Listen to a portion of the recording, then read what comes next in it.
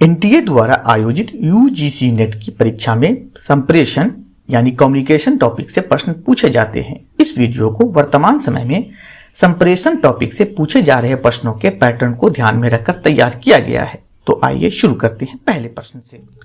पहला प्रश्न है, संप्रेषण का अर्थ है। 4 ऑप्शन दिए गए हैं। संदेश का प्रेषण, दूसरा ऑप्शन है विचारों, तथ्यों, रायों और अनुभवों का आदान प्रदान, तीसरा है सूचनाओं का अर्थपूर्ण अंतरण। सही उत्तर है उपयुक्त में से सभी।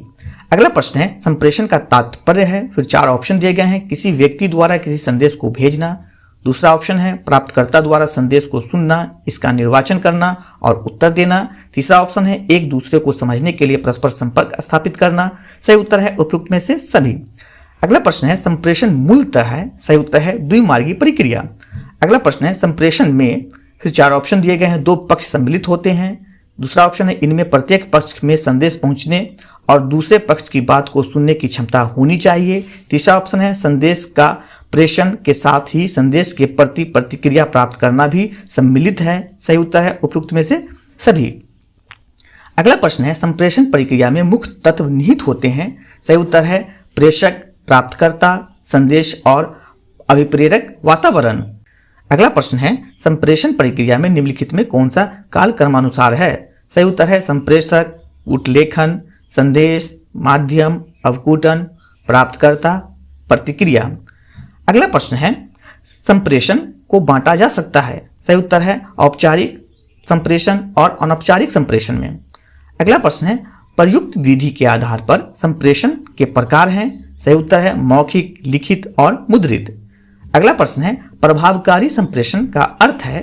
सही उत्तर में 3 ऑप्शन दिए गए हैं। प्राप्तकर्ताओं द्वारा समझना, दूसरा ऑप्शन है प्राप्तकर्ता द्वारा स्वीकार किया जाना, तीसरा है प्राप्तकर्ता द्वारा उस पर कार्य किया जाता है। सही उत्तर है उपयुक्त में से सभी। अगला प्रश्न है, प्रभावी संप्रेषण में अवरोधक क्या है। सही उत्तर है नीति प्रवचन, निर्णय परक होना और सांत्वना प्रदायी टिप्पणियां। अगला प्रश्न है, प्रभावी संप्रेषण में पहले से क्या माना जाता है। सही उत्तर है बोध। अगला प्रश्न है, कक्षा संप्रेषण किसका आधार है। सही उत्तर है सामाजिक पहचान का। अगला प्रश्न है, कक्षा संप्रेषण के संदर्भ में मनोवृत्तियों, कार्यों एवं प्रकटन को किस रूप में समझा जाता है। सही उत्तर है अशाब्दिक। अगला प्रश्न है, निम्नलिखित में से किससे संप्रेषण की प्रभावशीलता का पता लगाया जा सकता है। इसमें 4 ऑप्शन दिए गए हैं। अभिवृत्ति सर्वेक्षण, दूसरा है कार्य निष्पादन रिकॉर्ड, तीसरा है विद्यार्थियों की उपस्थिति, चौथा है संप्रेषण माध्यम का चयन। सही उत्तर है 1, 2 और 3। अगला प्रश्न है, निम्नलिखित में से कौन संप्रेषण की विशेषताएं हैं। इसमें 4 ऑप्शन दिए गए हैं। संप्रेषण में विचारों, तथ्यों और मतों का आदान प्रदान शामिल है, दूसरा ऑप्शन है संप्रेषण में सूचना और समझ दोनों शामिल है, तीसरा ऑप्शन है संप्रेषण एक सतत प्रक्रिया है और चौथा है संप्रेषण एक वृत्तीय प्रक्रिया है। सही उत्तर है 1, 2, 3 और 4। अगला प्रश्न है, निम्नलिखित में से कौन प्रभावी संप्रेषण का सिद्धांत नहीं है। सही उत्तर है सूचना का एक तरफा अंतरण। अगला प्रश्न है, कक्षा में संप्रेषण को सामान्यतः समझा जाता है। सही उत्तर है संज्ञानात्मक। अगला प्रश्न है, संप्रेषण के सिद्धांत में शामिल है। ऑप्शन 4 दिए गए हैं। पहला है संप्रेषण की भावना और उसका साधन तथा माध्यम निश्चित हो, दूसरा है संदेश प्राप्तकर्ता के हित में हो और उसकी आवश्यकता के अनुरूप हो, तीसरा है प्राप्तकर्ता को अपनी प्रतिक्रिया व्यक्त करने के लिए प्रोत्साहित किया जाए और चौथा है उपयुक्त में से सभी। सही उत्तर है उपयुक्त में से सभी। अगला प्रश्न है, संप्रेषण को प्रभावशाली बनाया जा सकता है। इसमें भी 4 ऑप्शन दिए गए हैं। पहला है संप्रेषण के प्रवाह को नियमित करके, दूसरा है पुनः निवेश करके, तीसरा है उपयुक्त भाषा का प्रयोग करके और चौथा है उपयुक्त सभी। इसका उत्तर हुआ सभी। अगला प्रश्न है, एक अच्छे संप्रेषण में बाधा उत्पन्न कर सकता है। इसमें 4 ऑप्शन दिए गए हैं। पहला है ध्यान, प्रतिभा, विश्वास, दूसरा है शोर, भौतिक दूरी और माध्यम और तीसरा है केवल एक और चौथा है 1 और 2 दोनों। इसमें सही उत्तर हुआ 1 और 2 दोनों। अगला प्रश्न है, वह दिशा या मार्ग जिधर से संप्रेषण का प्रवाह होता है कहलाता है। सही उत्तर है संप्रेषण माध्यम। अगला प्रश्न है, संचार के लिए जरूरी है।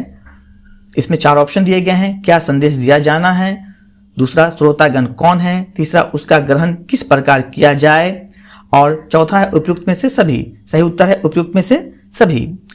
अगला प्रश्न है प्रभावपूर्ण ढंग से संचार करने की विशेषताएं हैं। इसमें भी 4 ऑप्शन दिए हैं। सक्रिय श्रवण, दूसरा है संदेशों का व्यक्तिगत रूप से प्रसार, तीसरा है सकारात्मक शारीरिक हाव भाव। इसका सही उत्तर है सभी। अगला प्रश्न है संप्रेषण का कार्य है। इसमें भी 4 ऑप्शन दिए गए हैं। सूचना का आदान प्रदान, दूसरा है शिक्षा और प्रशिक्षण, तीसरा है अभिप्रेरणा, चौथा है उपयुक्त में से सभी। सही उत्तर है उपयुक्त में से सभी। अगला प्रश्न है 2 या अधिक व्यक्तियों के द्वारा तथ्यों, विचारों, अभिमतों अथवा संवेगों का आदान प्रदान कहलाता है। सही उत्तर है संप्रेषण। अगला प्रश्न है किसी शिक्षक का कक्षा में संप्रेषण किस सिद्धांत पर आश्रित होता है। सही उत्तर है इंफोटेनमेंट। अगला प्रश्न है निम्नलिखित में से कौन सा कारक प्रभावी कक्षा कक्ष संप्रेषण से संबंधित नहीं है। सही उत्तर है अलंकृत भाषा।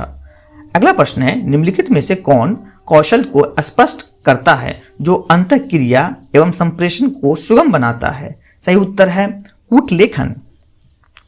अगला प्रश्न है किसी कक्षा में संप्रेषण ज्ञान को निम्नलिखित में से क्या कहा जाता है। सही उत्तर है सांस्कृतिक निवेश। अगला प्रश्न है संप्रेषण के प्रक्रम में प्रथम चरण है। सही उत्तर है कूट संकेतन। अगर आप अभी भी इस चैनल को सब्सक्राइब नहीं किया है तो कर लें और बेल आइकन दबा लें ताकि जो नई वीडियो हो और सूचनाएं वो आप तक पहुंच सके। धन्यवाद।